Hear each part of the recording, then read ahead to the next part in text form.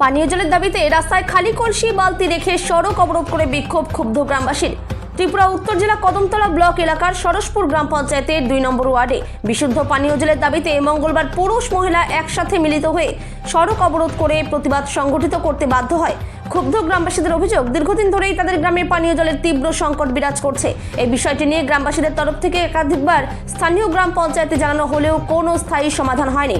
জল সরবরাহকারী পাম্প অপারেটরকেও বারবার অবহিত করা হলেও তিনি বিভিন্ন অজুহাত দেখিয়ে গ্রামবাসীদের সমস্যার সমাধানে কোনো উদ্যোগ নেননি বলে ক্ষোভের সাথে অভিযোগ করে জানিয়েছেন গ্রামবাসীরা, যার কারণে বাধ্য হয়ে আজ কদমতলা থেকে সরলা যাওয়ার প্রধান সড়কে খালি কলসি ও বালতি রেখে গ্রামবাসীরা পানীয় জলের দাবিতে সড়ক অবরোধ করে আন্দোলনে সামিল হয়। প্রায় 2 ঘন্টা অবরোধ চললেও সংশ্লিষ্ট দপ্তরের কোনো আধিকারিক বা স্থানীয় জনপ্রতিনিধি কেউই ঘটনাস্থলে উপস্থিত হননি বলে অভিযোগ গ্রামবাসীদের।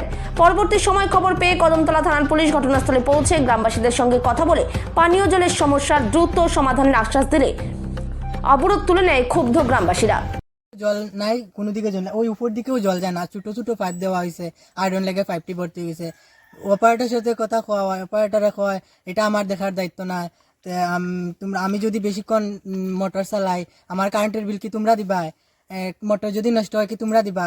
এরপরে বাজে বাজে ভাষায় গালাগালি করে, আমরাও গালাগালি, ও তান্ডও গালাগালি করে। কে গালাগালি করে? অপারেটরে।